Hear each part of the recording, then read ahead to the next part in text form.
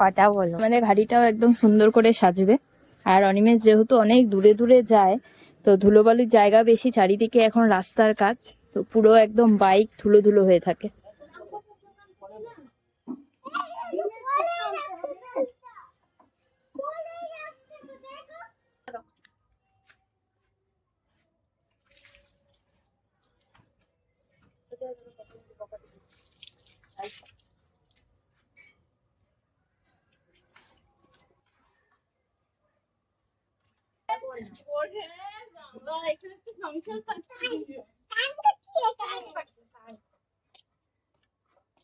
বন্ধ করতো